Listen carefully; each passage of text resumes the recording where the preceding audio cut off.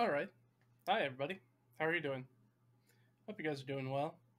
So today it's Thursday. We didn't end up having D&D today. I think we talked about it. I talked about it on the Sunday stream. We had D&D and it ended up doing the scheduling conflicts. We ended up moving that to Monday instead. So that kind of left me with this evening, and I figured to jump on, do kind of a short stream. So I was kind of picking around sort of what I wanted to do for the stream, and I thought, there's a lot of sort of inspiration out there when it comes to D&D, especially like the classic Appendix N content. And I thought that this would be kind of a good idea to sort of add to that. So usually the Appendix N content in most, whether that's Dungeons and Dragons or other similar tabletop RPGs, talks primarily about books or movies, sometimes TV shows. But I thought it would be really interesting to talk about one of the sort of major sources of inspiration that I've had, sort of, I guess, probably since I was a teenager, and that's of course anime, Japanese animation. And I feel like there's a pretty significant crossover between people who are in that sort of geek culture and sort of media. So I feel like there's quite a bit of crossover between people who are interested in things such as like anime and manga and Japanese animation and things from other countries, and specifically things like D&D or sci-fi and fantasy in general. That there's plenty of crossover. But I found out a few weeks ago I was talking to some of the members of one of my groups. Actually, I've done this with both of the groups that I play with, and realized that me being unfortunately slightly older, I think I am the oldest player in both those groups, and so the generational difference means that my sort of what I think of as the commonplace, anime and manga of when I was growing up and sort of like coming into teenage and young adult and college years and things like that. When in college is really when I hit sort of the anime boom for in my life. I mean, I was into it sort of in junior high and into sort of high school, but it wasn't really until I moved and I went into college and I had roommates that were into it, and we had access to like specialty shops where we could buy and or rent anime and manga, that our sort of niche interest kind of took off. Our exposure just really blossomed, because before that we really only had things that were on sort of like the shelves of some place like video rental places like Blockbuster, or whatever was being carried in like sort of a Barnes and Noble sort of situation, whatever we could find sort of on the shelves. And we didn't really have sort of that dedicated space. I mean, today, right, everything's streaming and simulcasted, but that was not the case not that long ago. So it wasn't until sort of I moved to college and there were sort of like specialty importer shops where I was able to sort of like broaden my horizons as far as it came to the media. And of course, being a lifelong lover of fantasy, I sort of gravitated towards that subset of anime. And that's not it's not that the fantasy anime that we have today, which is 99% isekai. Uh, if you are not a big anime fan or you don't know what I'm talking about, isekai is kind of a shorthand in Japanese for another world, which is let me think of a good sort of Western Earthsea kind of does it. The idea is that you are transported from like your normal everyday life into a fantasy world, or typically in isekais you are often reborn as a new person, but with all the memories and knowledge and or maybe some like technology or sort of gizmos from your previous life from like our normal world. But the idea is that when what I looked for specifically and what was very popular during that time was not necessarily isekai. I mean, they did have that. We definitely had plenty of isekai, but there was still a much larger percentage of just straight fantasy, which we don't have as much of today. because this guy is so popular. So I wanted to talk a little bit about some of the anime recommendations and things that I have kind of growing up, and I thought that that'd be good because being from sort of an older generation, the way that I sort of got into that hobby and sort of like learned some of the things that were out there, I realized that there's a lot of older anime that's good, anime manga that's good and is fantasy related that a lot of people playing D&D, especially if you got into D&D in sort of the 5th edition, that you may not be aware of. And so I thought this would be a good time to sort of, because one of the great things about it'd be a good time to sort of take a look at some of that stuff. So I wrote down some of the recommendations sort of off the top of my head of things that were influential for me and things that I looked to as sort of like cornerstone fantasy inspiration for me. And I thought it would be a lot of fun to kind of go over some of those and take a look at some of those. I think I'm going to go ahead and knock the music off. Just take that out right now, since we're just kind of chatting. Hopefully you guys are doing well. If this is your first time here, love to see you. Hi Santos, how are you doing?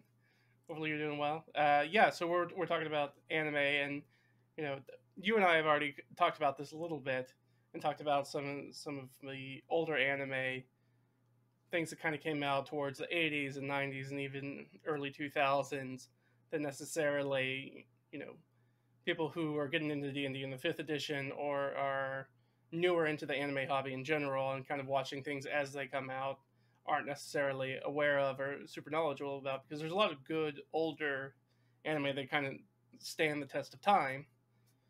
And I thought it'd be kind of cool to kind of go through some of those and kind of talk about them a little bit. Kind of show sort of like where I'm coming from. So let's kind of jump into it. So the first one that of course came to my mind was Record of Lodoss War. It's the GOAT. Right, as far as D&D fantasy anime is concerned. And I'm talking specifically about the OVA, the direct-to-video Record of Lodoss War, because there's that one, and there was a TV series. The problem is that the TV series isn't very good, and the OVA is definitely better.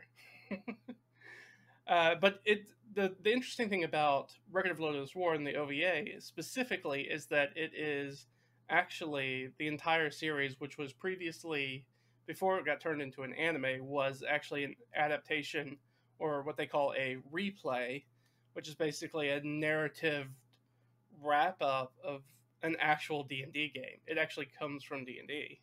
And you can see that as you watch it, and you can tell that it's older D&D because this is D&D in which elves and dwarves are still classes. And so you have an elf in the party, and you have a dwarf in the party, and then everybody else is human.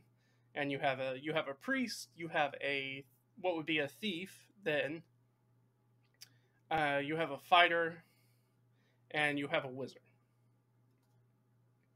So yeah, I mean that's the GOAT, and I figured we would probably bring this up. Like, I don't want to get flagged for content, so I'm going to turn the sound off.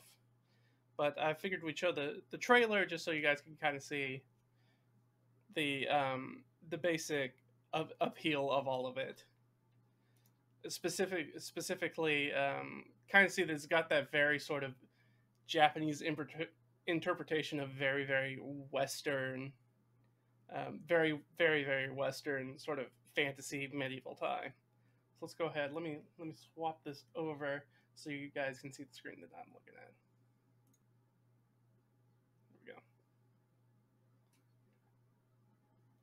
There we go. There we go. Let's go ahead and play that, just so you guys can kind of see it. Again, not going to have the sound on it, but you guys can kind of see the art style. And of course, this is back in sort of like hand-drawn times. So it's got a very, very pretty sort of late 80s, I think late 80s feel to it. That's really fun and very iconic. So let's go ahead and take a look. Yeah, you can tell it's old because it has that 4:3 ratio.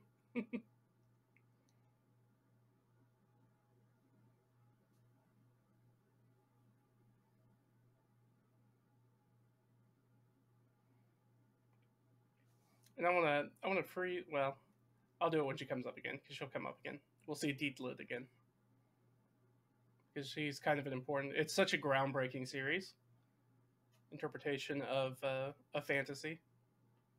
Very iconic in that way. All right, we got a massive dragon.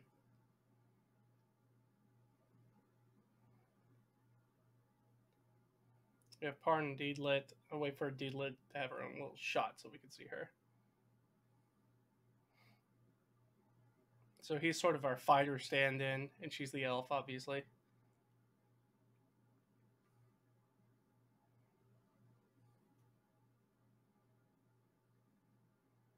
Right, we have our chromatic dragons, most of which actually don't show up. And actually, we have, I'm gonna freeze right here because we have the full party. As you can see on the left there, we have Woodchuck. He's the thief. We have the dwarf behind him. We have the priest. We have Parn in the middle, Deedlit, and the wizard off on the right. The chromatic dragon. So the only chromatic dragon that's actually important in the OVA is the red one. That's the only one they really deal with directly. But you can definitely see, right, that it comes from D&D, and it very much has that Tiamat chromatic dragon influence, right? It has that very strong D&D influence. All the dragons look different.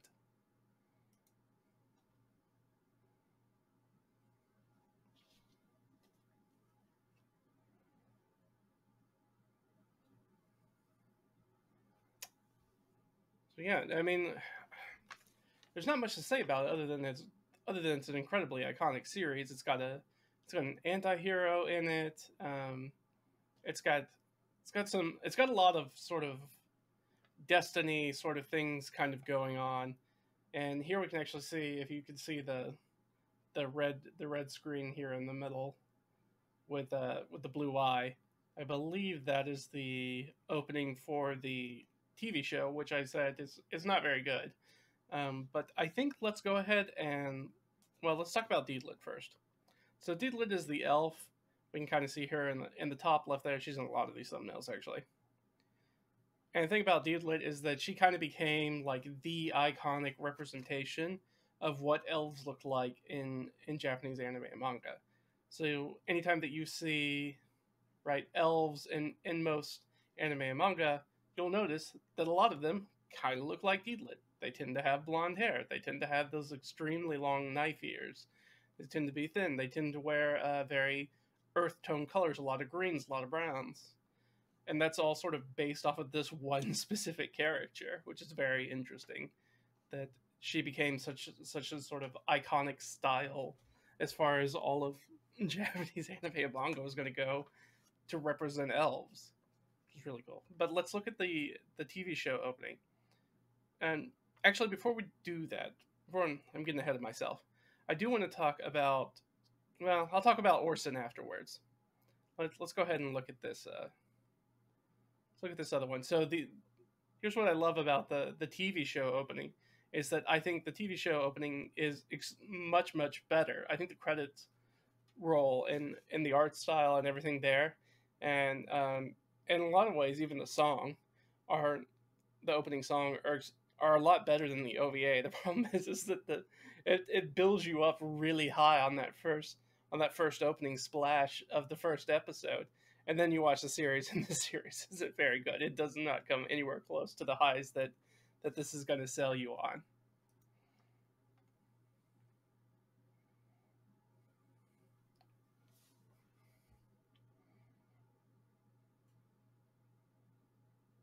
Right, we've got a lot more dynamic lighting, a lot more dynamic shots.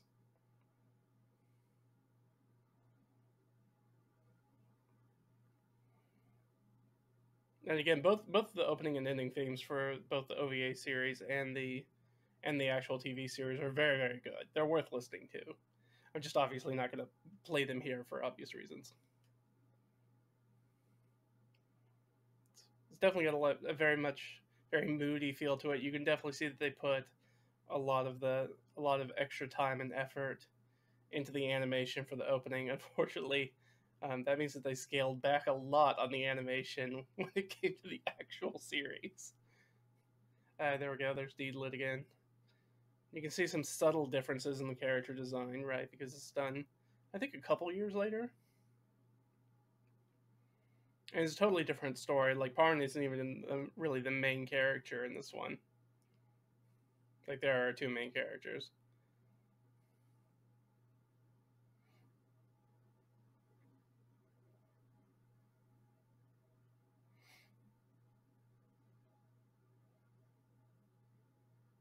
So I remember the first time. So I watched the OVA first, thankfully, and then I was like, "Oh, there's a TV show," and so I rented the TV show, like the first DVD of the TV show to watch. And I saw that opening, and I was hyped like crazy for it. And then we went into the actual episode, and I got let down real quick, real quick. Um,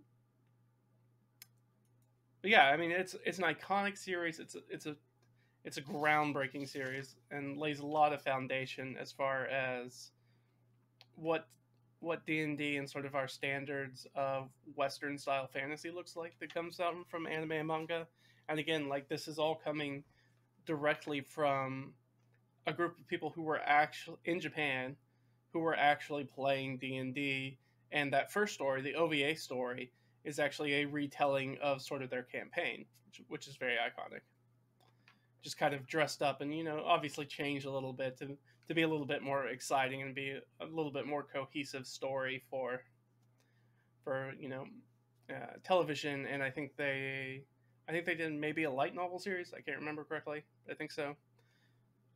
And in fact, Record of Lodoss War even has its own D&D fantasy RPG. Like it has its own RPG in tabletop role playing game in Japan.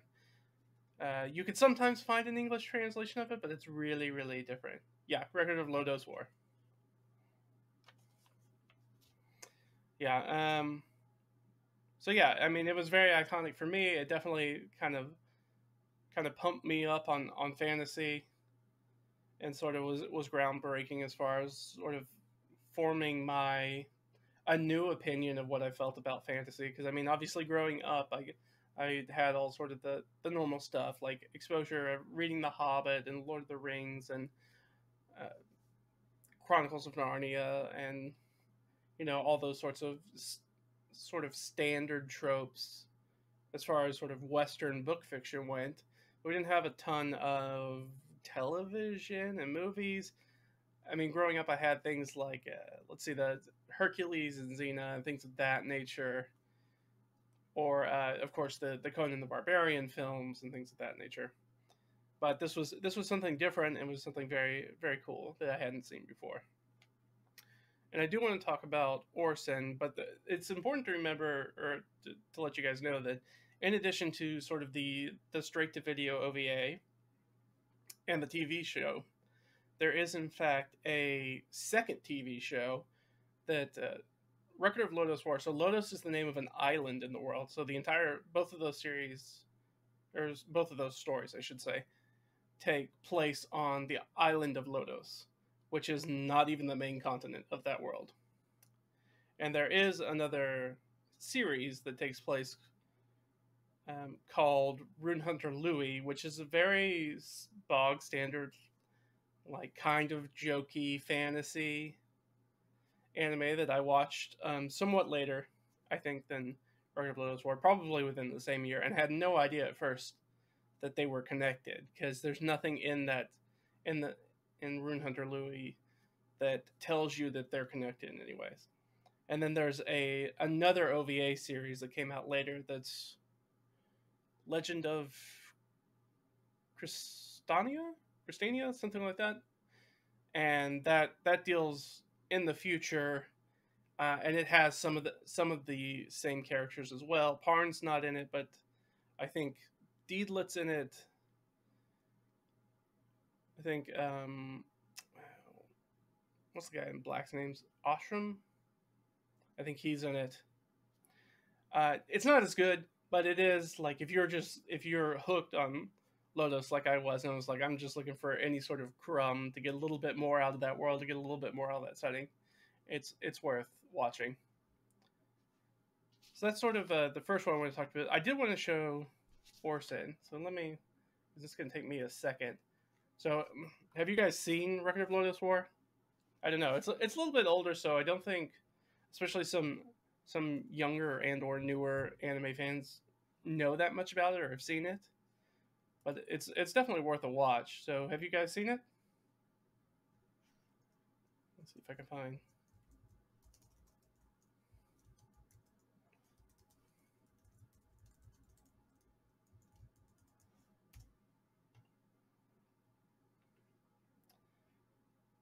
Yeah, I've mentioned it.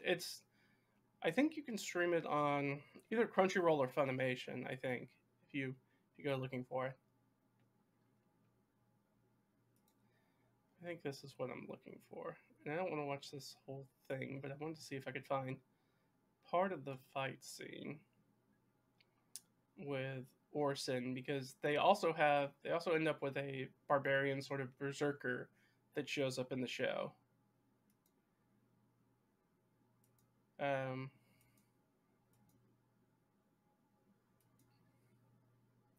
quality on this is not very good. I was hoping I could get a little bit better, just to kind of show you. So the idea with Orphen, who is a berserker, or goes into sort of like a barbarian, like a 5e barbarian style rage. Yeah, all right, this is much better.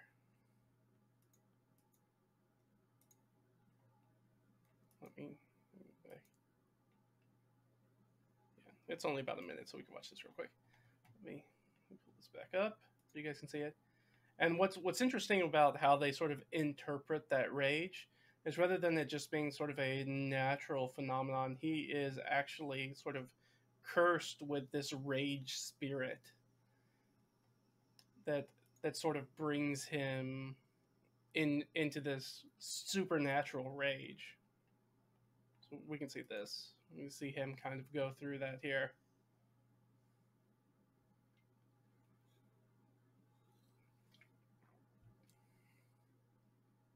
Here's our little rage demon.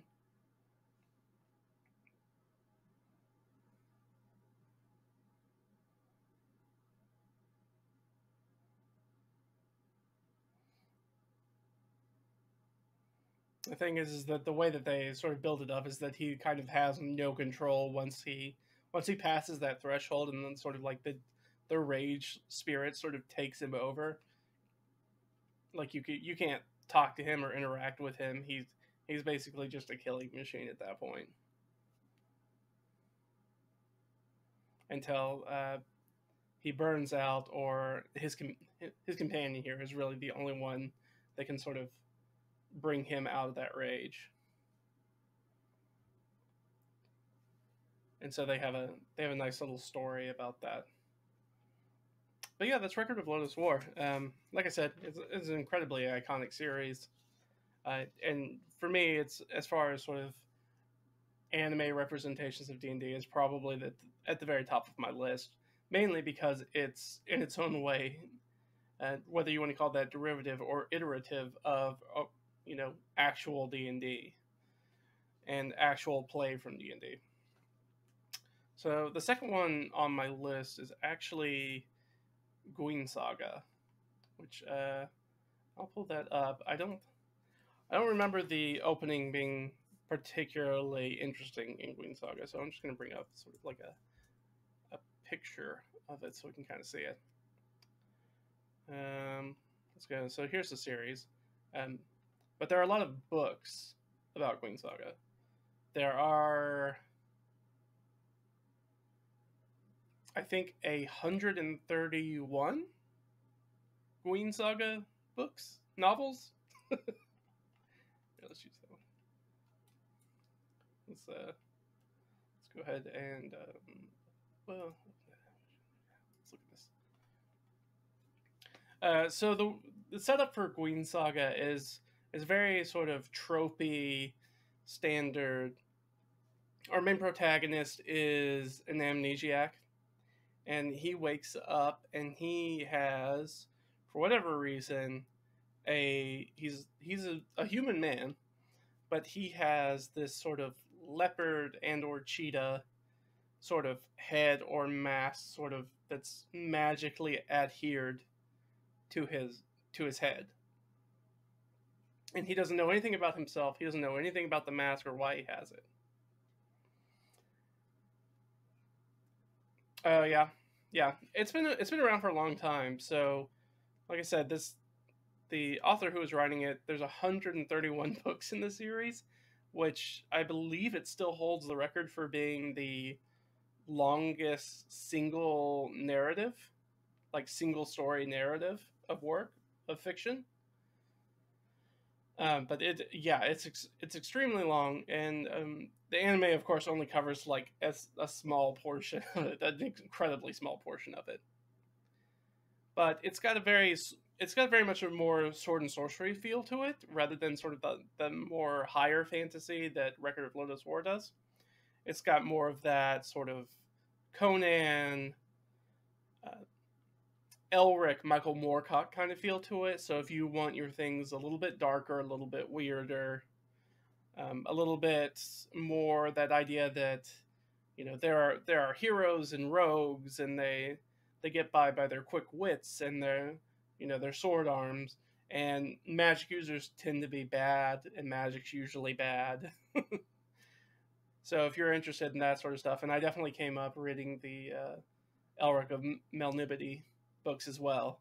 And so that one, and I remember reading sort of like the Elric book for the first time, and I had read sort of Lord of the Rings and things of that nature. Again, sort of like Chronicles of Narnia. It's got a very sort of like high fantasy feel to it, and then read, Elric, and I was like, oh, this is extremely different, and it's very weird. I thoroughly enjoy it, and that also went into sort of how I feel about it. And I think you can see that because those works actually show up in Appendix N for D&D, like older editions of D&D. And I feel like that's very well represented if you look at old D&D and just how weird things are. Point in fact, so if you play D&D, you're familiar with sort of the 9 alignments, right, that we have in contemporary D&D. Well, to start off in D&D, there was just 3.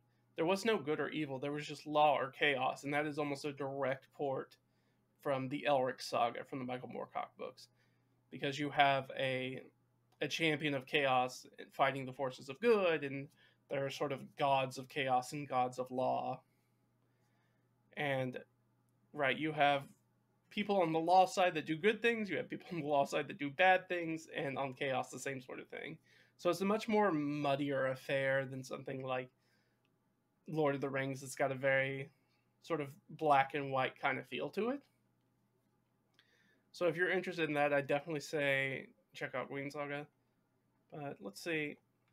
I'll look for it real quick. Let me see if there is what the actual like opening is for, or that maybe there's a good trailer for it to see if we can, because it has a short run anime. I think there's 20 something episodes in it. I think. Let's see. Okay, yeah, here. Found one. So shoot that back over real quick. Okay, here we go.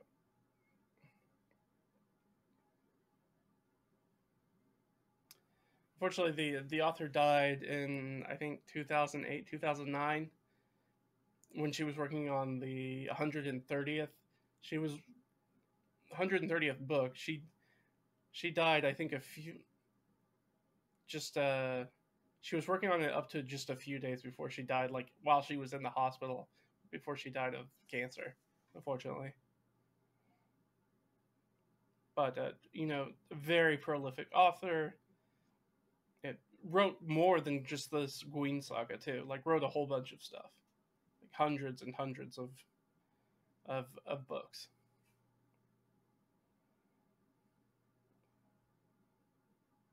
That's right. This specific arc of the story kind of focuses on these 2 siblings that are like a prince and princess.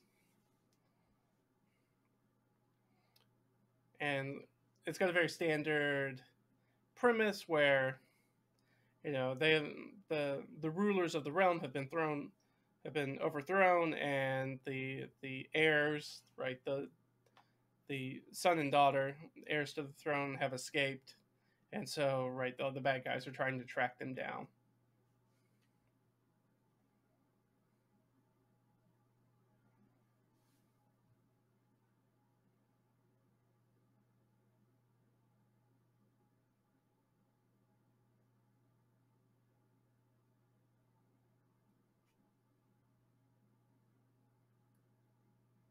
Yeah, so obviously had a lot of big names attached to it with a lot of good cred.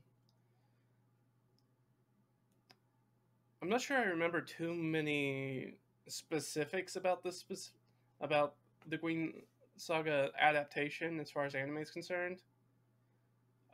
It's kind of, if I remember it, it's good, but it's still very, it's got a very sort of paint by numbers kind of fantasy feel to it.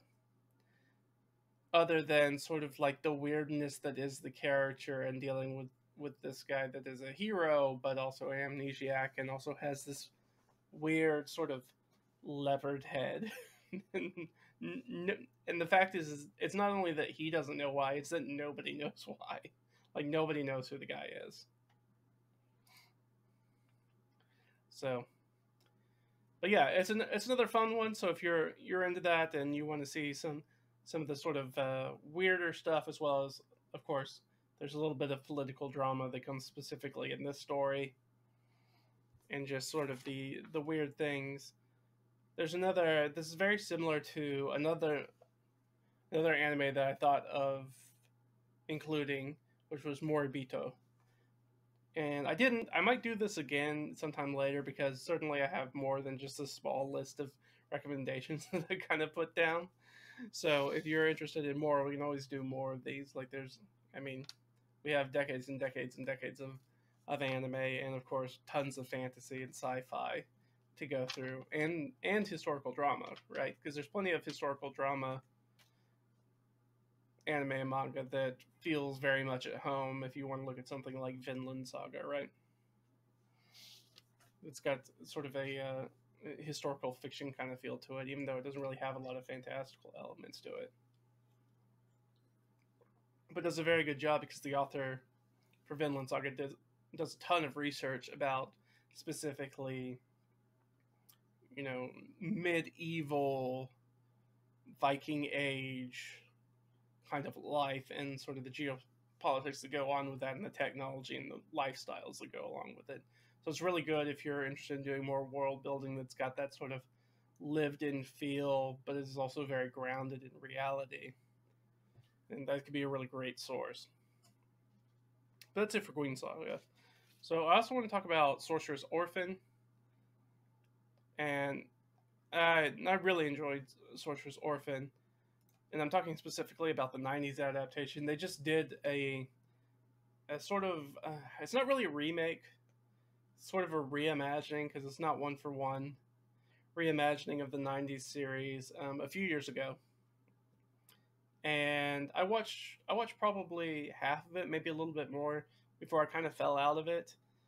It's kind of hard to rewatch something when you feel like you've already seen it, also, but also when it starts to deviate from that story and you don't know why, or you feel like they're focusing on things that aren't as important as they were in sort of the original series, which is of course the thing that I really liked and the storyline that I really wanted to focus on. And I know that the opening for Orphen's really good. Sorry, Sorcerous Stabber's the new one, right? I can't remember. I think Sorcerous Stabber Orphen is the new one.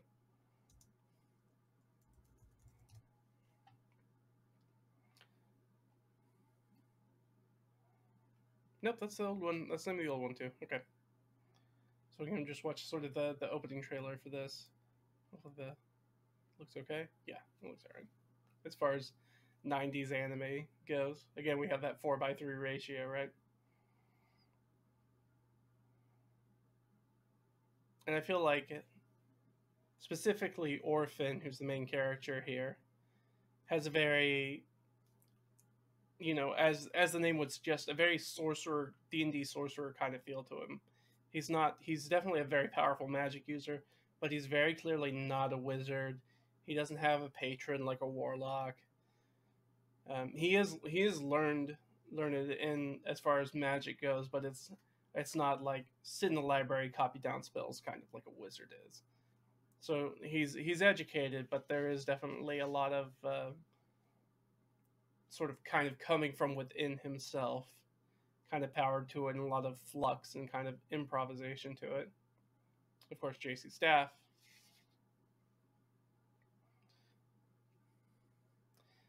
And so in Orphen, other than having just he has a great, very not standard fantasy outfit. He looks like an 80s punk, kind of, with ripped up jeans and a bandana and his sort of like leather sleeve cut off jacket. And I think it's leather. I don't think it's denim. I think it's actually leather. But yeah. It's a fun series. So I think what really stood out to me and really kind of got me hooked on it first was that sort of the original premise of the show is that he is looking for a sword, a very specific magic sword. And he wants to use this magic sword to, I think he tells people that he wants it to slay this specific dragon. But the truth is that, like I said, he is a learned sorcerer. And he in that sort of wizarding academy, not quite Harry Potter, right? Not quite Hogwarts, but in the academy where he's learning magic, there is sort of like an upper class girl that is sort of, they're somewhat romantically intertwined. It kind of is more of a, it's somewhere between a crush and a sibling and a girlfriend, right? They're very close to each other, anyways. And she does this sort of magical experiment with the sword.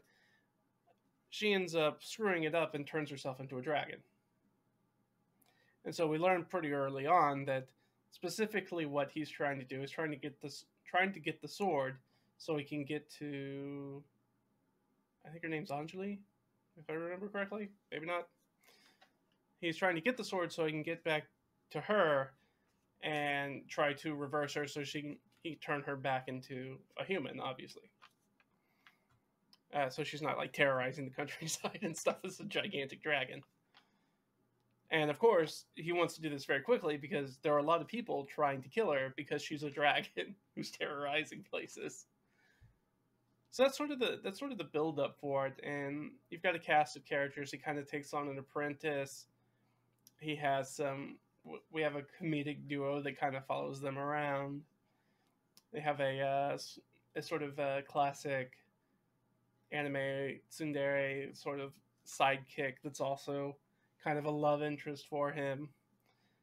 And then, as you go on, you learn more about the circumstances of her turning into a dragon and more things that are going on at the school and things like that. Other NPCs are introduced into that story, where that provides us as the watcher and Orphen as the main character more context as to what's going on and kind of reframes what he thought he knew about the situation. But it's a good watch. It's got a really, really kicking opening and ending. I still listen to it every once in a while, especially the ending. It's got a couple of endings, but the one that I like is called Doshio. It's really nice. But yeah, that's another really fun one. It's not too long. I think it's maybe 26 episodes, one season. Most of these things are one season, if they're even a full season. I don't think I have anything on here. Well, maybe one. Yeah, I think I just have one on this list that's more than a season. And we'll get there. So the next one probably doesn't really need any introduction. If you are somewhat familiar with D&D and or fantasy and or anime, you will be familiar with this one, and that is the classic 90s Berserk, which is the Golden Age arc, which is, of course, fantastic. Well, it's certainly the best adaptation of Berserk that we have in anime form. It doesn't really live up, obviously, to the manga itself, but as far as anime adaptations go, it's certainly better than the terrible CG one we had, or the we had right we have a newer one that kind of retreads the Golden Arc. It's but if you're not familiar with Berserk, it's a very very grim dark fantasy, and we actually start off that series in the present day, and almost the entirety of, or actually really the entirety of the show, which I think is only, is it like 6 to 8 episodes? It's quite short. Is concerned with a flashback, kind of telling you the events that lead up to Guts, who is the protagonist, becoming sort of the Black Swordsman. And obviously, the manga goes far beyond that point. But the sort of anime, the '90s anime adaptation, focuses specifically on sort of Guts's coming of age and being part of Band of the Hawk and getting to know Griffith, and they're sort of coming together as a team, and their mercenary band and fighting. So it's got a lot of good stuff in it. I think one of my favorite things is the armor design. Honestly, the armor design I really enjoy, because it has a very, unlike a lot of fantasy, it's got a very sort of grimy and sort of grounded armor kind of design, even though it's not 1000% accurate as far as actual fantasy armor, not fantasy, but sort of medieval ancient armor. But even when you look at it, it feels like that. And it doesn't look like a WoW armor, right? It doesn't look like World of Warcraft armor where people have pauldrons that are like 3 times the size of their head, and you can't lift your like elbows even 90 degrees because you would be slapping yourself on the head with the pauldrons. And it doesn't have any sort of like a boob armor or anything like that. It's got a very sort of grounded feel to it as far as armor and weapons, except for obviously Guts' sword, which is, basically, I assume that's probably where a lot of inspiration came for Cloud's Buster Sword for Final Fantasy VII, right? You're looking at something that's very much in the same vein, except that Guts, unlike Cloud, looks like he might physically actually be able to handle a sword like that, whereas Cloud, kind of has twig arms, and you're like, I don't know how you would actually use a sword like that. That really puts the fantasy in fantasy for me. But Guts, even though nobody would ever actually be able to use a sword like that because the weight would be ridiculous. He's so large in the series, and he's so muscular, right? He's not quite the Mountain from Game of Thrones, but he's a very large guy and very built guy. And you see him holding the sword, and you're like, yeah, he could probably hold that sword, certainly more than anybody else could in the show. But it's really good. One of my favorite things about, obviously, Berserk, and the sort of underlying themes about it, is about predestination and about fate and about free will. So if you're interested in that and you don't mind a lot of blood and gore and viscera and a lot of really dark stuff that happens, both psychologically and just, a horror show kind of stuff, then it's definitely worth a watch. And I also really like their take on vampires, right? We get to meet a vampire in this.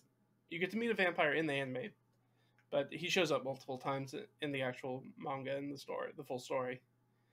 But he's not. You don't get that sort of Dracula feel from him. He's got a very different feel to it. He feels very much like a monster, and he looks very much, or feels very much like a creature that I feel like went on to become sort of the monsters that were in another anime that I thought about putting on this list that kind of came to mind And again, if I do more of these in the future, that I'll definitely probably put on there, which is Claymore. He's got, it's not vampire as in just a guy with fangs that has some special powers. Like he's very much a monster, almost in the demon kind of sense. Like he's got a raw physicality and size and a sort of dripping menace that kind of comes with that. That's really great. Oh, okay. So the next one on my list is probably one that most people don't know. It's really one that I just kind of stumbled across, and this one is a one shot OVA. I think it's 45 minutes long. It's called The Withering Continent. Let's see. Let's see if there's a trailer for this.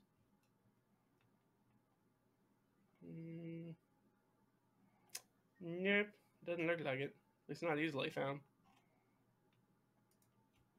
Let's see if I do it better. Put some quotation marks on that and see if we come up with anything. Nope. Okay, that's fine.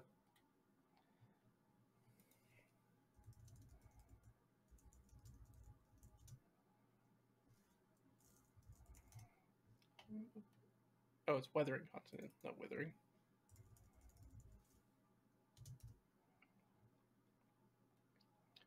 That's fine. And this is adapted from sort of a light novel. Let's see. So you guys can see it. Oh, that's very small. I don't want something quite that small. I was hoping we could get something a little bit bigger to kind of look at. But it's not surprising that we only find small stuff. Again, this is another relatively old show.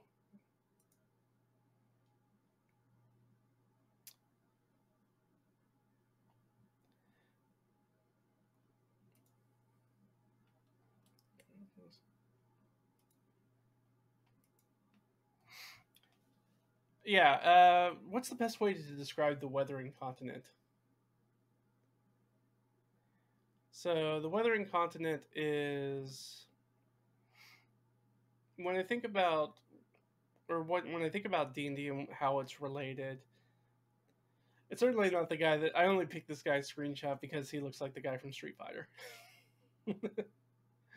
And it feels like the guy from Street Fighter even when you're watching it. But like I said, it's about a 45-minute OVA, and it's basically, you have a group of basically adventurers, but adventurers in the classic sense of D&D, not necessarily in sort of like the heroic modern idea. They definitely are more, we're going to say adventurers, but that's really code basically for, you know, tomb robbers and things of that nature. And they end up finding this location. Basically, they go on a dungeon crawl. That's what it is. And there's this guy that's in it, and he has a group of dudes with him. And they are sort of, everybody's kind of in there plundering it, and there's a bunch of weird stuff in there that they have to go through. There's plenty of traps. You obviously have these two groups that kind of butt up against each other and have some skirmishes and some fights in it. And yeah, it's sort of like this weird, sort of self-contained. It feels kind of very old school.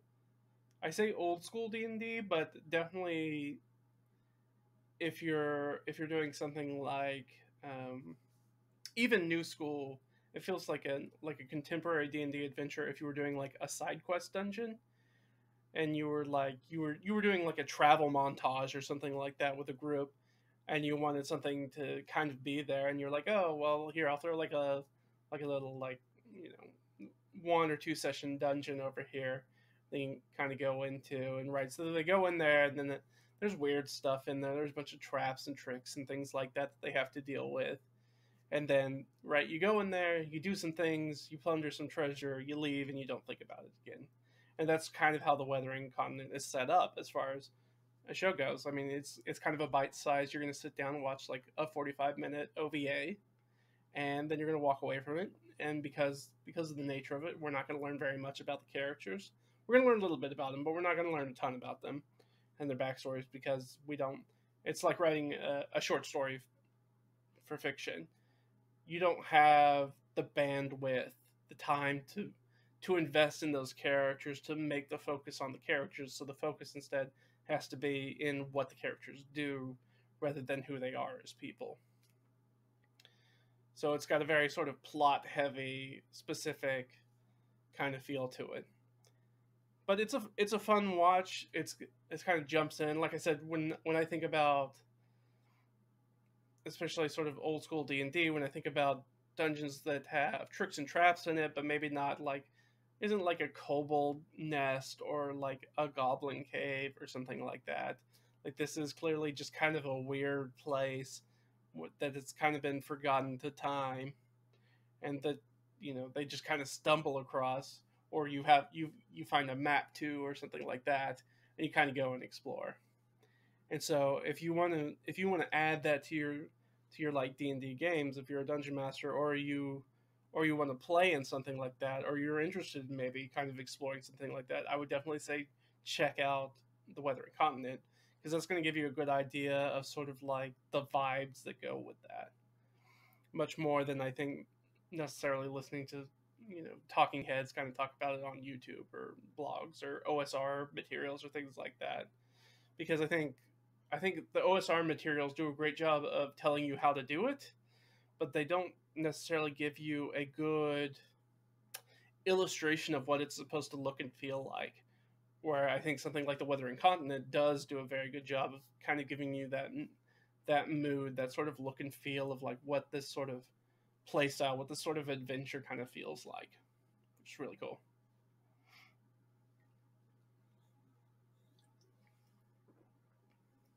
So yeah, that's the Weathering Continent. And so the next one I want to talk about is a very popular one. It's memed all the heck, and it's certainly one of my favorites.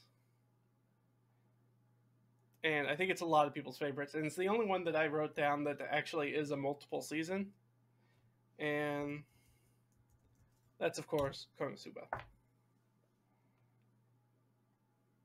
Right, God's blessing on this wonderful world, and obviously shortened to KonoSuba. And it has multiple seasons and a couple of movies, I think, and now they have the Megumin new, I can't remember if it's a series or just an OVA that's coming out.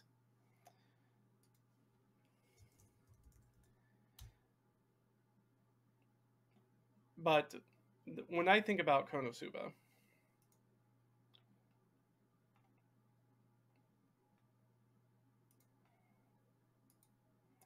and this is in fact the only isekai I think that's on the list. Yeah, it's the only isekai. No, it's not. There's another one on the list. Never mind. There's one of two isekais on the list of people getting transported from sort of our contemporary world into a fantasy world. But when I think about KonoSuba, if you hang around with D&D enough, and you do any of the sort of like online discourse, you see people that talk about like, oh well, that there's the meme that like I set up this game with the expectation of sort of like the Fellowship and the Lord of the Rings going on this grand journey, and it turns out like my players are all just screwing around and doing and being stupid. This is basically that in television show format, in anime format. All the characters, it's sort of like if you wanted to reimagine something like It's Always Sunny in Philadelphia as Lord of the Rings, then I feel you were basically kind of making KonoSuba. And it's very funny. That's the thing, is it's a comedy. Yeah, Mushoku Tensei. I haven't watched Mushoku Tensei, and one of the reasons I've been holding off, I talked about a little bit in the beginning of the stream, was obviously one of the things that keeps me from watching it is that I'm very isekai burned out, and there's way too many isekai to watch, even though I know it's a groundbreaking, very foundational isekai as far as like creating the archetype of the genre and the tropes that go into the genre. Also, just the main character is not a particularly good person in the beginning of it. And that, I feel like that would be a hard pill for me to swallow, to kind of grind through it enough to get there. Yeah.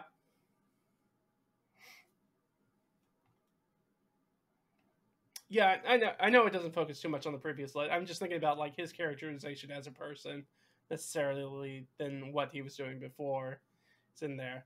That's what my thing is. Is that right? He's kind of not a great person. I know that that's part of the sort of the charm of the series is that you do see the sort of like personal growth for him. Just like I don't know if I can will myself to kind of suffer through the point to make it to the point where I'm going to actually care about the character. And so that's the thing that's kind of kept me off. I will probably get to it at some point. I just haven't yet. But I do want to show off the this is the I think the original trailer for KonoSuba.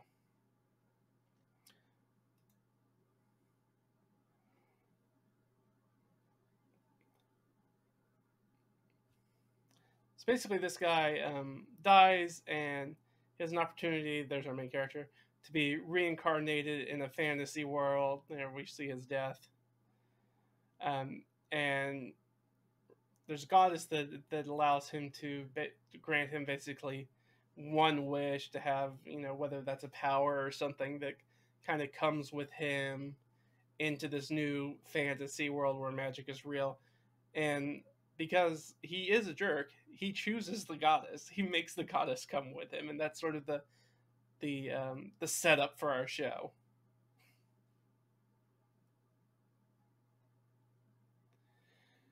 And so it focuses on them being sort of incompetent adventurers, which is a lot of fun.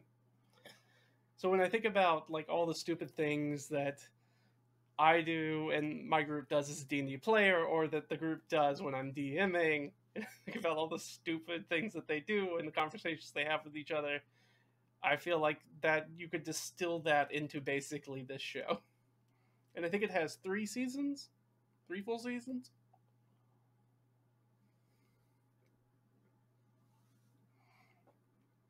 So you have Megumin, who does the sort of explosive magic, and she is like glass cannon par excellence. Basically, she can do one skill. She can do basically one spell, and it's a huge spell. It's like being able to cast fireball, but then you're going to pass out afterwards, and you're not going to have any magic left. You have your tanky defender who can't hit anything with their sword, and instead actually has some a very strong masochism streak and actually wants to get hit by the bad guys. And then you have Aqua, who I know it's very controversial to say if you know the show, but I think is best girl. And she's just a real dumpster fire of a person because she's an almighty goddess that's stuck in this crappy situation she doesn't want to be in. Because of our main character who's sort of the stand-in for our rogue slash thief skill monkey of the show. But it's a lot of fun. So if you're interested in a lot of laughing and ridiculous hijinks that come with that sort of magical D&D kind of setting, it's definitely worth checking out. It's a lot of fun. I don't want to say too much about it because I don't want to ruin any of it because all the gags are really, really good in it. And watching them how they sort of grow and come together as a group and then kind of fall apart again as a group is really interesting and a lot of fun to kind of watch. I think just for purely understanding, it is definitely it almost feels like a video game. Like they have skills, they have their stats, they kind of understand it. There's a fully fleshed out sort of adventurers guild that they go through. So it kind of crosses that line in between fantasy world and being stuck in a video game where you can actually access the video game, right? Being a PC, being a human that's also the PC in a video game. So you're aware of like your gear stats and your ability scores and things like that. It's like imagine if you were living your life, but you also had your character sheet for your life. And then right, it's a lot of hijinks basically, and a lot of fun. So I know I spoke was it's not just about this one, Grimgar Fantasy Nash. which is I always forget that this is an isekai because they really don't focus on that a lot. They basically you basically show up, but everybody that shows up in this isekai has amnesia. So unlike the normal trope of isekai, right, is that you bring over your knowledge and or some other skill or very useful tool or something like that, and even when it gets to ridiculous things like you have the power of Amazon Prime or the power of having a cell phone. But Grimgar focuses instead on people just kind of get dumped. They just kind of show up, and they show up not. It's not like one person shows up. Like loads of people show up in sort of batches, and they just kind of appear at this one specific place in the world. But they have no memory of their life beforehand. They all seem to be like teenagers, which is kind of weird. But they don't know anything about their life beforehand, and they're just kind of forced into being vagrants in this new world that they don't really know anything about. So they not only do they not know anything about their previous life, they really don't know anything that's going on in the world they just got ported to. And so one of the things that one of the most common ways that people who end up showing up in this new world kind of subsist is that they become adventurers. And so like I was saying with KonoSuba, they have very much they have that very sort of structured adventurers guild and skill settings and levels and things like that. So it's definitely got a lot of gamification into it, but they don't focus on that too much. Instead, it's about sort of these characters trying to figure out what their life is going to be. And let's go ahead and watch the. So they call it Ashes and Illusions here, but it is the same one, I'm pretty sure.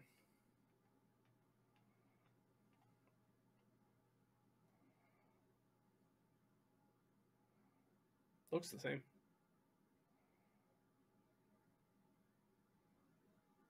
And don't worry, it's way better than Sword Art Online. That is not on my list, for sure. And that is not a good show. So you see them kind of show up at this place. Right, they're dressed in like contemporary clothes, but they don't know who they are. They don't even know their names, I don't think. So I think everybody has to get renamed. And this is a really iconic scene that kind of shows up, I think, in either the first or second episode. And it's a short series. I think there's only 12 episodes. You can see him kind of using a skill there, but that iconic scene with the goblin, it's really important for the story. And to sort of showcase sort of what's going on in their place in the world.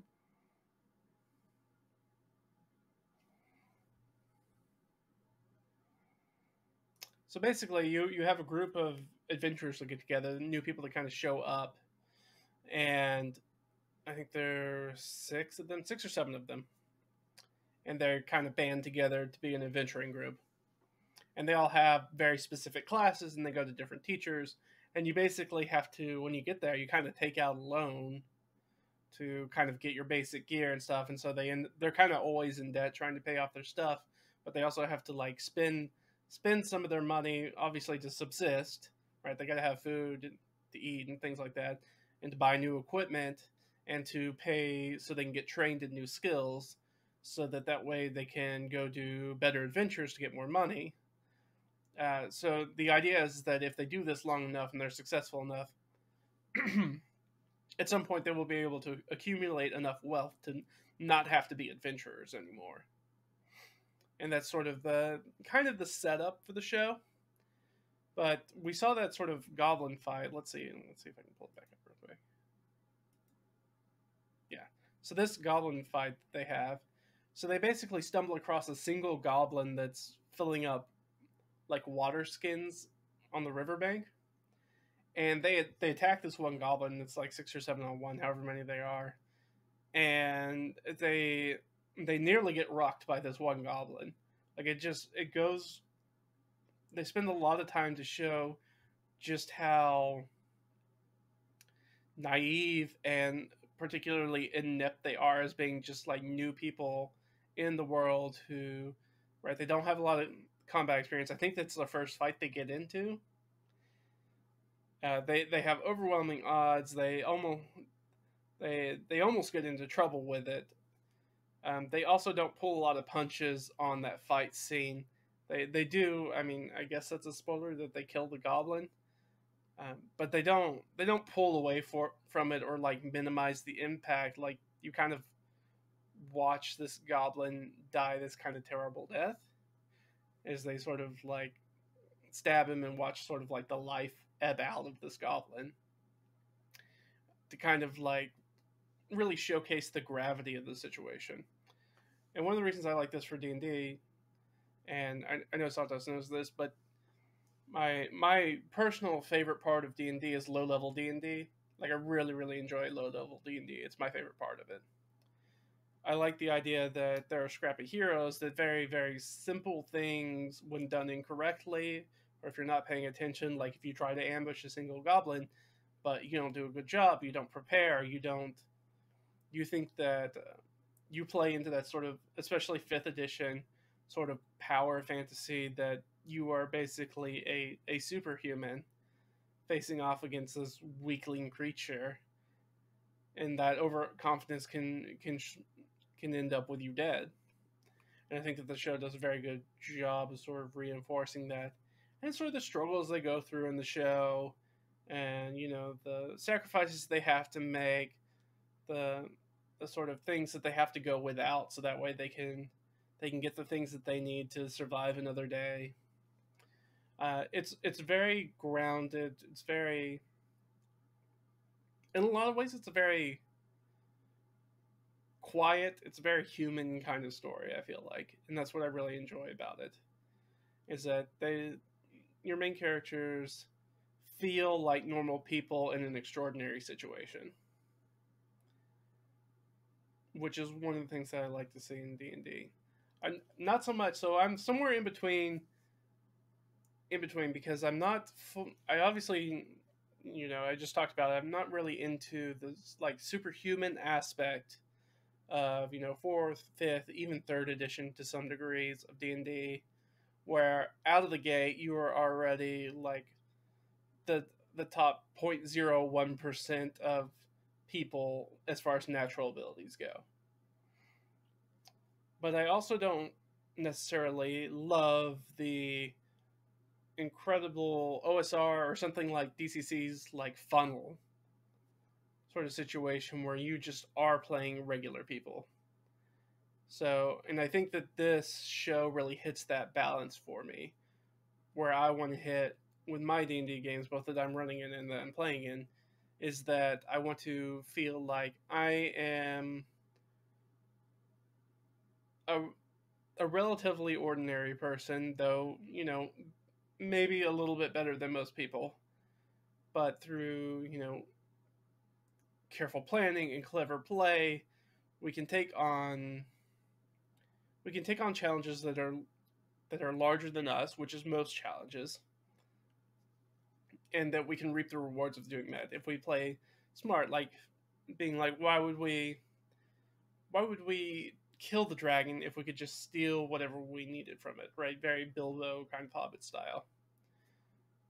And doing things of that nature, like why are we wasting, why would we expend the energy and put our lives on the line to attack this one thing, to deal with this one thing, when there might be a significantly easier way to get around it, or a more efficient or more expedient or a much safer way to go about it than throw yourselves into combat, especially combat, because that's one of the things that I enjoy in D&D games, is that I want that my characters and the characters of the parties that I DM, I want them to feel like their life is both vulnerable, but also like they have a lot of self-preservation, right? They want to survive, And right with things like 5e's death mechanics and death saving throws, it doesn't always feel like that. When people are like, "Oh, it's fine, I got knocked out," like the cleric will heal me on his turn or whatever. But instead of being like, and older D&D does a better job of that with the sort of morale checks and things like that. The idea that no, we should probably run away from or try not to fight in a lot of things. And so there are a lot of tendencies that I have as a player where I'm like, I don't know, maybe we try talking to the monsters and see what they want. Maybe we could just barter with them or bargain with them, or at least, try to find something that doesn't require both me potentially dying or being forced into a situation where I have to kill somebody else necessarily. Because I think I like to have characters that feel kind of like normal human beings, where they're like, yeah, I don't solve all my problems by, somebody ticks me off in real life and I just murdered them. And because it's a fantasy world, there's no repercussions to those actions. Yeah, exactly. Yeah, that's the sort of feeling I want, and I feel like this show specifically, and it's why it's probably my favorite isekai, even though it's incredibly short. It doesn't overstay its welcome, which is probably actually a point in its favor. Even though I wish there was more of it, I really should probably read the manga or light novels. I think they were light novels first, but it just has this very grounded feeling where the people feel like people in a situation that is life threatening and is not something they necessarily want to do, but they're kind of forced into doing. But that's kind of enough talking about this one. I kind of talked about this one a little bit more. So we have one other isekai on here, and this is another one that probably doesn't really need a lot of introduction, especially if you're slightly older, because it's a big one. It's Escaflowne, which one of the nice things about Escaflowne is that it is, I think, the only one on this list that I have, and that's not by design or anything. Oh no, there's two, the next one is also, I suppose. And I guess it depends on how you look at it. Has a female protagonist rather than a male sort of protagonist, which is kind of nice. So let's just watch, without saying anything about it. Let's just watch this OP, the opening for it.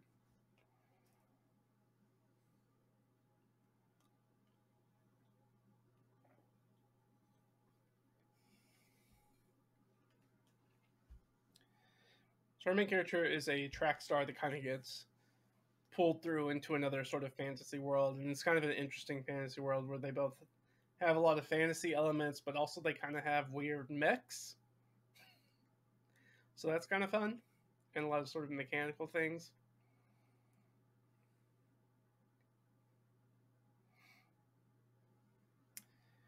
And I think one of the reasons that this show kind of stands out to me, there's one of the mechs, right? They're sort of our Escaflownes fighting. One of the things that I like about it is that the main character is very much sort of out of her depth. She kind of gets pulled into this conflict that doesn't really have anything to do with her, for the most part.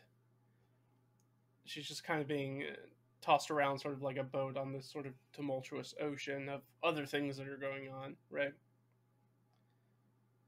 I don't know if I really have too much else to say about Escaflowne other than it's fun. I don't know if I really have anything else honestly to say about it. It's a fun watch. That's what I'll say. The characters are fun. There's I think it's a dragon fight in the beginning.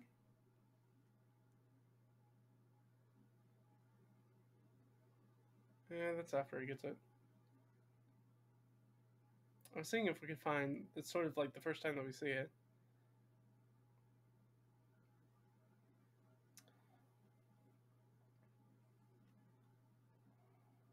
I was hoping that we would see one that kind of shows it, but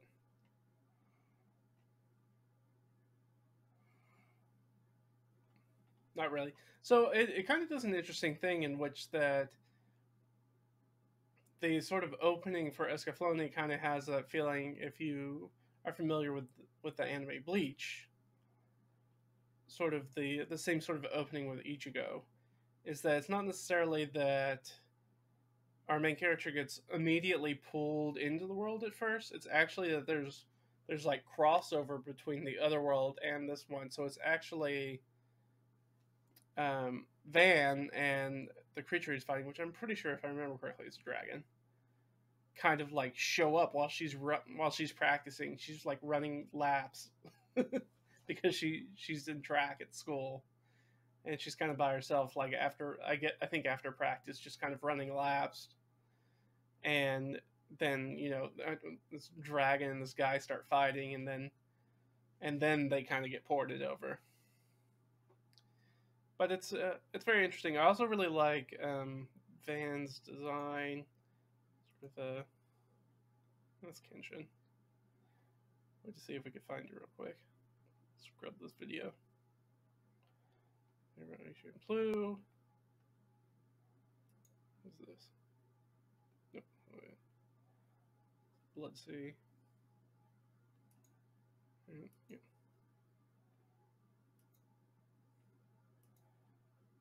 Ah, there we go.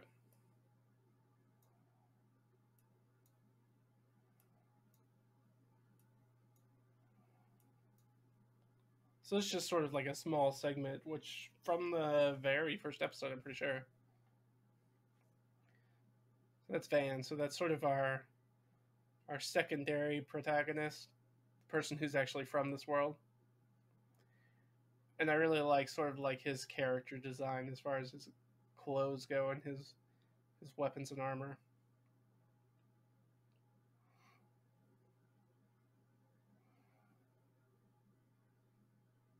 And I really like Escaflowne's sort of flying ships, which is what they're on. They're sort of designed for them. They've got a very sort of, rather than just being sort of like a sailing ship that has like propellers on it, instead it has a very sort of Zeppelin or blimp kind of feel to it. Well, I guess really a Zeppelin kind of feel to it. Where there's a bunch of steel like girders and things like that, and lots of rivets and stuff like that. It feels technological, which of course with our sort of Escaflowne mechs makes sense. So they kind of lean into that idea that this is sort of a, as far as metallurgy is concerned and mechanics are concerned, mechanical engineering is concerned, that they are steps ahead of what we would consider sort of a traditional fantasy magic based kind of society.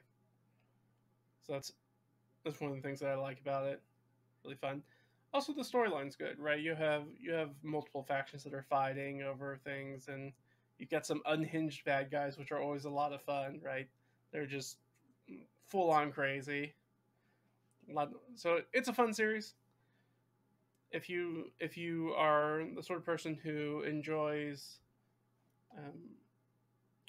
shoujo, so like female focused anime and manga stories, which I went through a long period in which I was actually preferring shoujo over shonen, which is sort of male boy / teenager kind of directed content, just because I felt like the characters were often better wrapped up. And like I talked about, kind of getting isekai burned out now.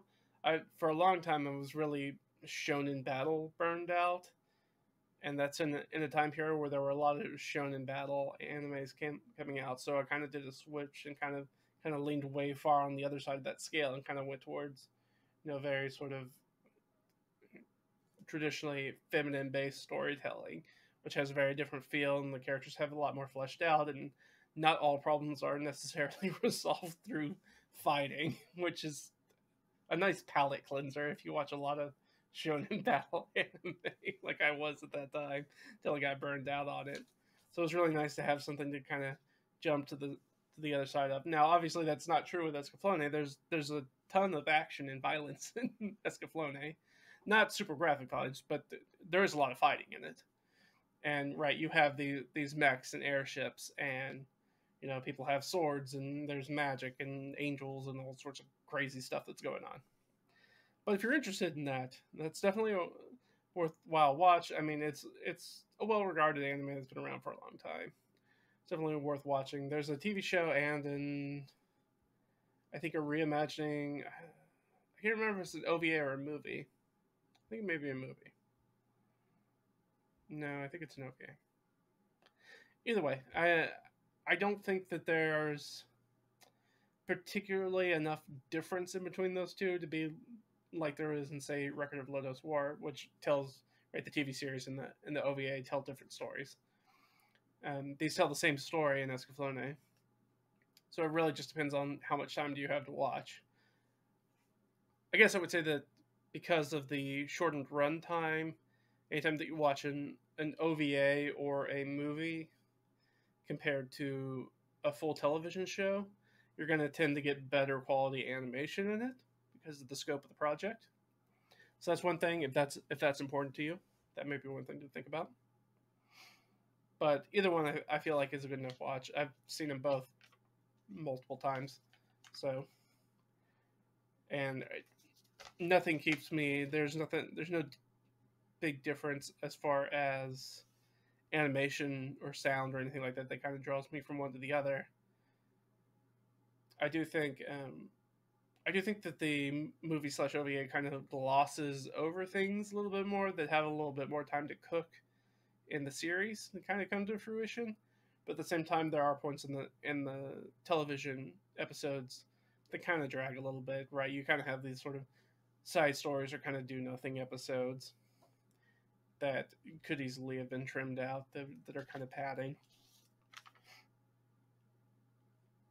So the next one I want to talk about is Rage of Bahamut.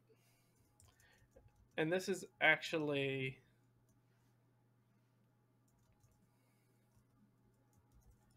let's do the opening because the opening is really good for it. So it's got a pretty good song for it from Sin. I think that's the name of the band, Sin. Yeah, Existence is that's the theme. It's got a very sort of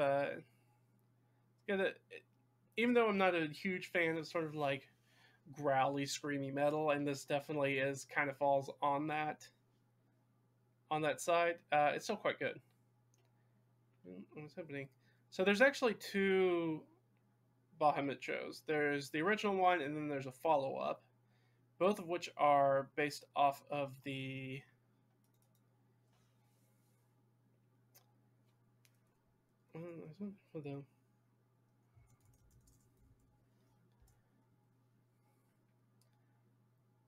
there's the actual music video for the opening song. I was hoping that I'd be able to find the actual opening for it.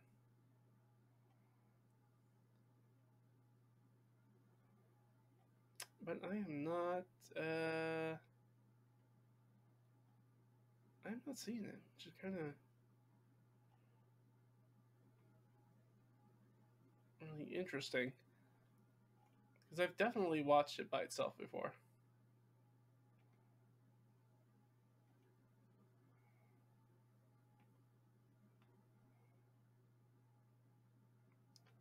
Let's see.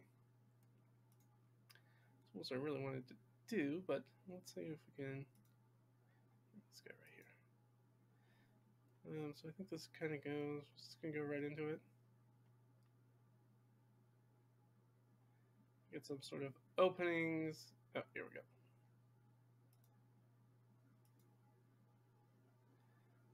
we go. Just so we can kind of pick up sort of the opening credits. So, like I said, there are two actual shows here. There is Genesis, and then there's another one. I think it's called like Virgin Soul, which is the second one. I tried to watch the second one and then ended up dropping it after a few episodes. It kind of has a tonal shift in it. It only has about half the characters for the first one in it, and they're a little bit different and changed. And the art style is a little bit different and changed. So I really prefer the first one, both from the story and the animation and the characters. But I think what really kind of stands out for me, well, there are a few things that stand out for it. And I think the first is to just kind of, well, let me just kind of show you what it looks like. because one of the things that I like is it's got a very very nice feel as far as specifically how the towns and some of the fashion they use and things of that nature. Let's see.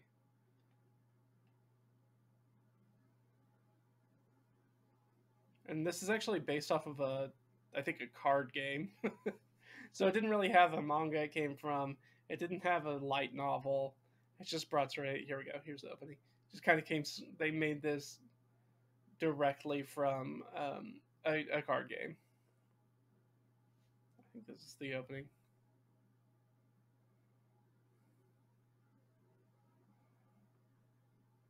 Unless I'm making it up. It may be one of those first episode things. Yeah. I lied. I'm pretty sure. Yeah.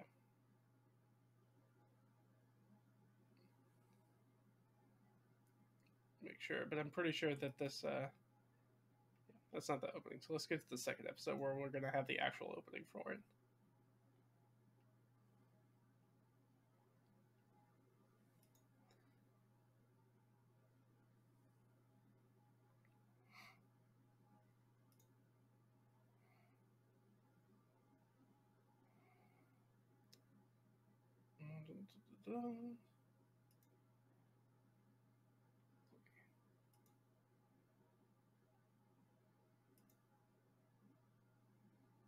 This is all still cold opening.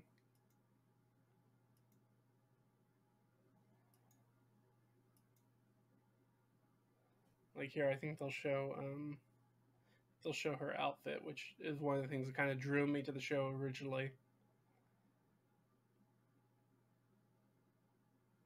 There we go. It's got a very sort of classic fantasy feel to it, right?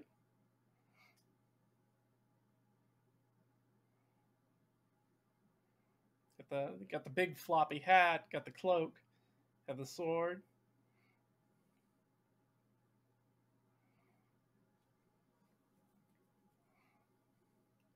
And it deals with sort of like angels and demons and dragons, and it's got a very sort of very religious, but both also very classic fantasy kind of feel to it. And you've got this guy that's sort of our stand-in, who's kind of our comic relief. You can see from his orange hair, it's got very much sort of the same dynamic between him and the other guy's name is Kaiden, I think, who's dressed in blue. So you have this very standard like Japanese red oni, blue oni, very very hot-headed demeanor and very cool demeanor. If you're familiar with Samurai Champloo, right, you've got the same thing, and they color code them in the exact same way as extremely common trope in anime and manga. To have basically the duality of these characters, so they play off of each other. There he is. I was searching for him. Man. Are we just not going to get the opening? I guess we're not. But also, it's really silly. So we have this guy, and he has a duck and a weird carriage, and it's a funky show. It's good though. I really enjoy it. And I think it's definitely worth a watch if you're looking for something a little bit different. And it definitely scales up. Yeah, she obviously wants to eat the duck. So she's a little weird because she's not. First of all, she's not human, and second of all, she wasn't brought up sort of around humans. So there's her weird carriage.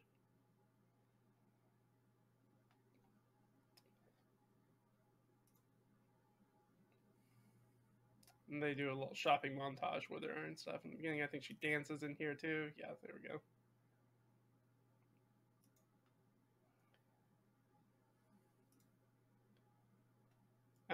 So yeah, if you're looking for a different kind of fantasy show, I don't want to talk too much about it because it's kind of hard to talk too much about the main characters and sort of what's going on with them without getting into getting too far into the story and sort of like the twists and turns that come with that. I'm gonna try one more just to see if we can get the opening, because the opening is really actually quite good. The opening credit sequence is actually quite good. So I was hoping that, but it doesn't look like we're gonna get it. I don't think.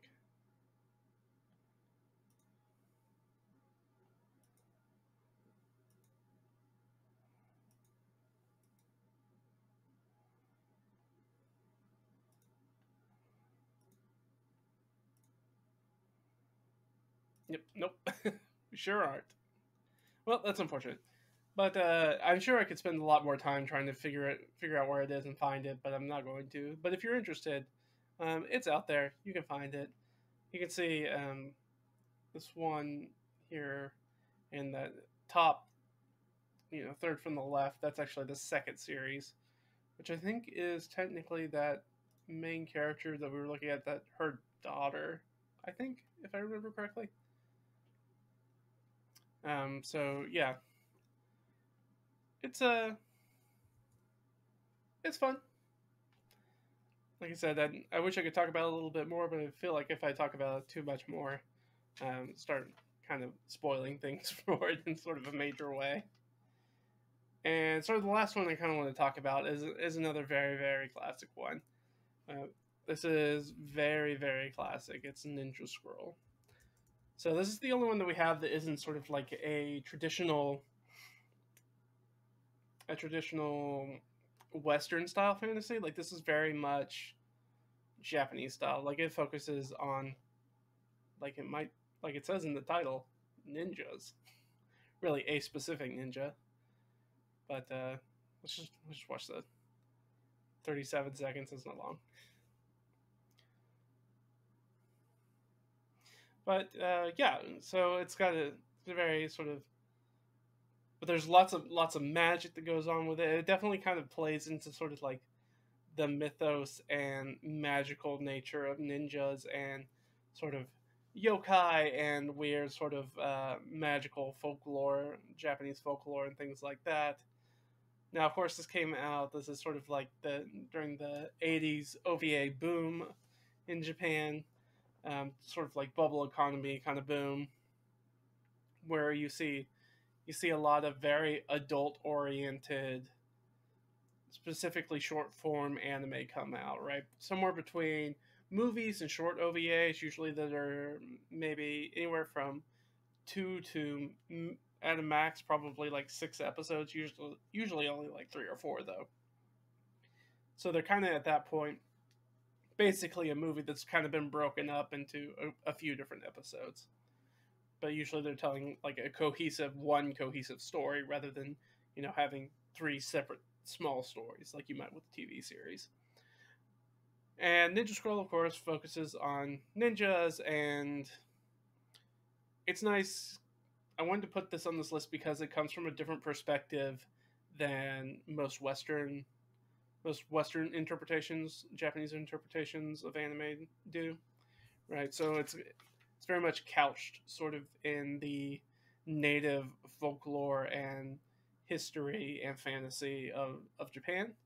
So it's definitely sort of like home turf advantage as far as when it comes to creating a show like that. But it comes out in the '80s boom, which is very exploitative.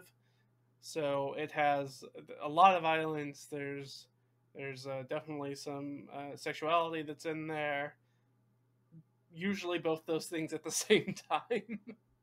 As are other things that kind of came out during that time, like Wicked City and things like that.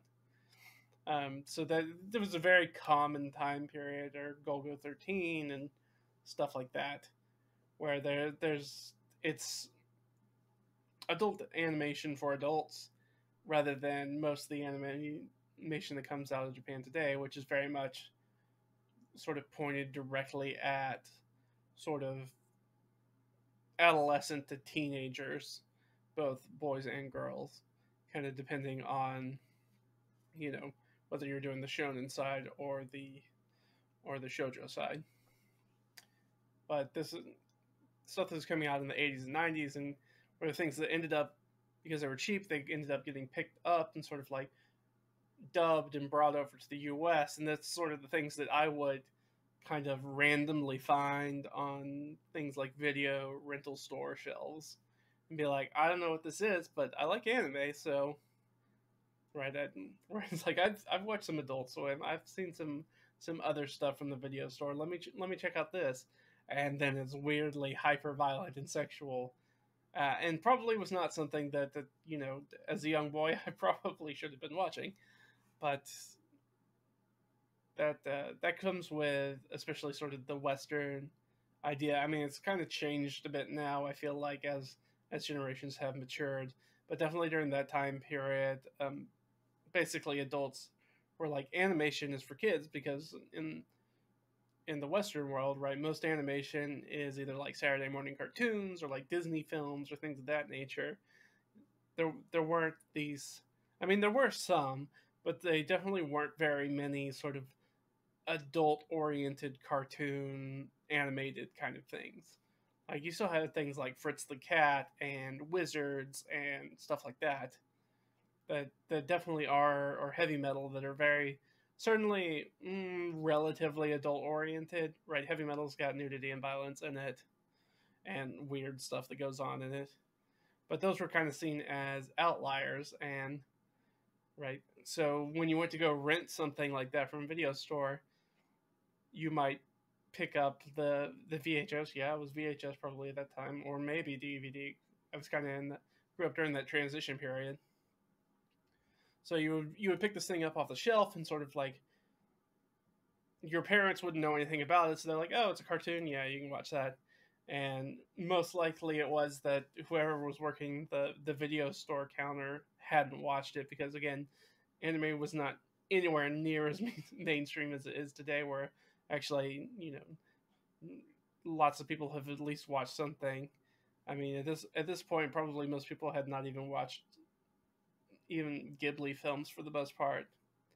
So unless you got somebody who at the counter who was into that, who was already into anime and saw a child bring this up and would tell the parent like, hey, you might not want to rent this for your child because it has a lot of violence and gore and nudity in it. But most clerks were not into that, right? So they were like, oh yeah, cartoons are for kids.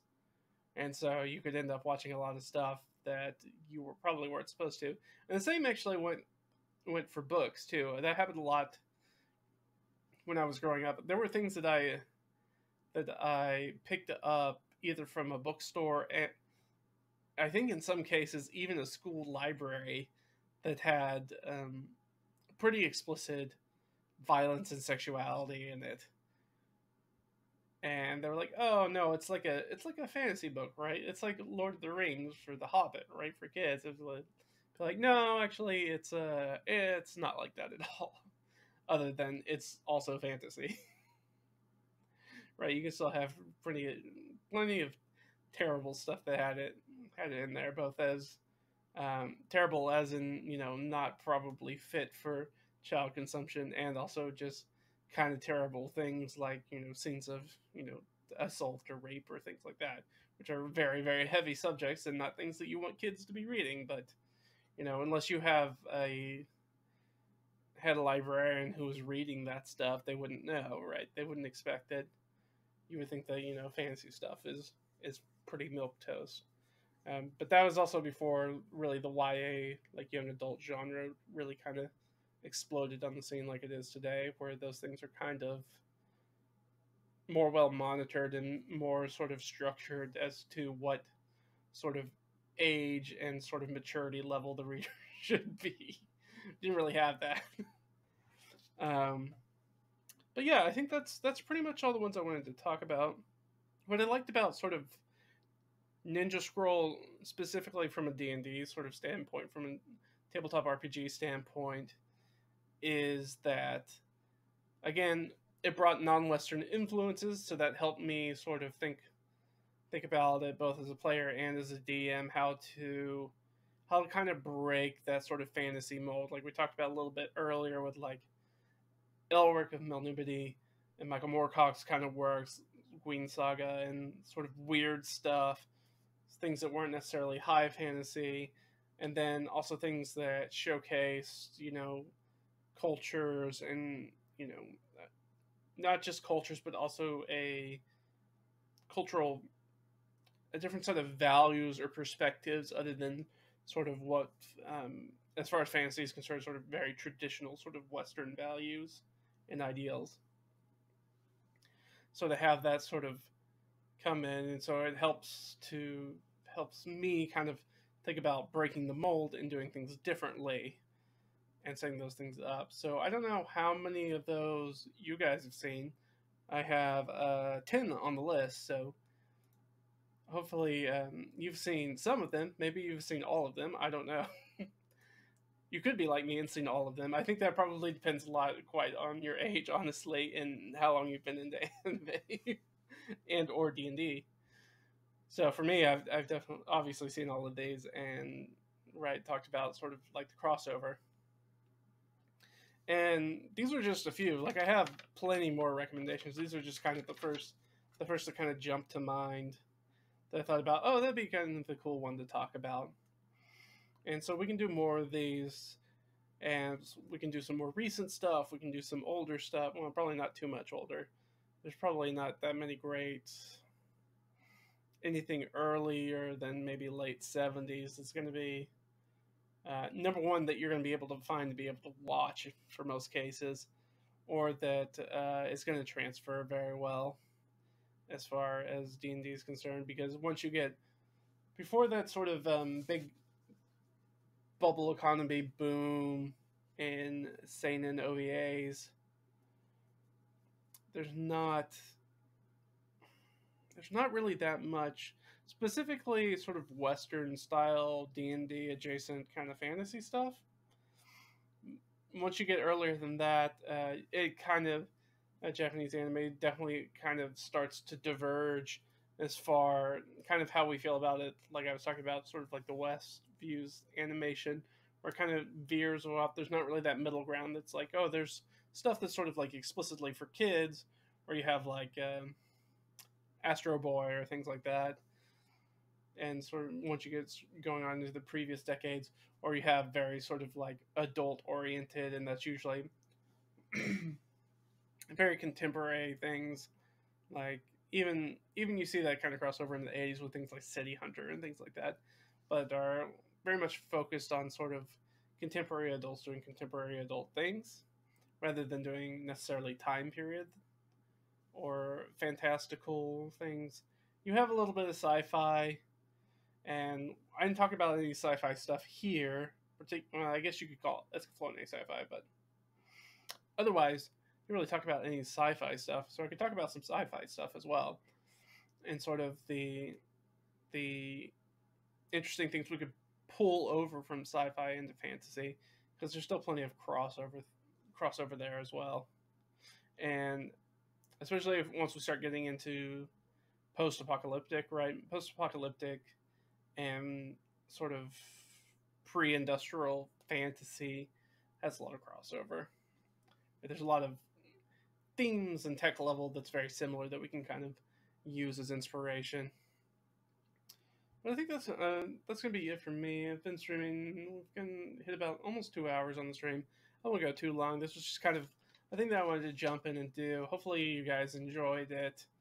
If you want to see more of this stuff, make sure you let me know. I will probably put this up on YouTube, probably maybe on a few days. So if you only caught part of this, or you want to see the whole thing, or you want to watch it again, so that way you can get the names of everything and do that, you'll be able to get it there. I've got that information down on the bottom of the screen where you can see it. And obviously, if you follow on Twitch, that's the easiest way to get the notifications of when I'm going live. Otherwise, you can follow Twitter. I try to shoot out a tweet whenever I'm streaming. I didn't today, just because I was running a little bit short on time. But that's another way to sort of like keep notified of things that I've got going on. And that's also a good way to know when I'm doing things like posting new posts on the blog. And obviously you can go to redragathene.com, and everything on that blog is primarily about D&D and other tabletop RPGs. About 90% of it's kind of focused on sort of the Dungeon Master or Game Master side, but I also do some player focused things as well. So no matter on which sort of side of the screen you are for the game, you should be able to find things that are very useful for you there. Especially if you're interested in doing like solo RPGs or you want to get into running games. I know a lot of players really feel like, oh, I can never do that, but it's actually quite easy and it's a lot of fun to do. So I would recommend you can check that out and get a lot of good advice when I talk about things that you can do to kind of run games and try to make it as easy as possible for you to get to the point where you can kind of feel comfortable behind the screen and you can take the opportunity to run some games and help your friends have some fun as well. But yeah, that's gonna be it for me. So thanks for hanging out with me, guys. And my plan is, of course, to stream on Sunday. We'll be hitting it back up with Leah and Ott. We're doing our D&D 5e solo RPG playthrough. If you haven't seen that, all that stuff's on the YouTube channel. Already updated on the YouTube channel, except for the latest episode, which should be up on this weekend, I think on Saturday. So you can check out that last one, and then we'll go live on Sunday, so you can catch up on everything. I've got it all thrown into a playlist to make it nice and easy for you guys. But that's it for me. I hope you guys had fun, and I will talk to you guys next time. Bye.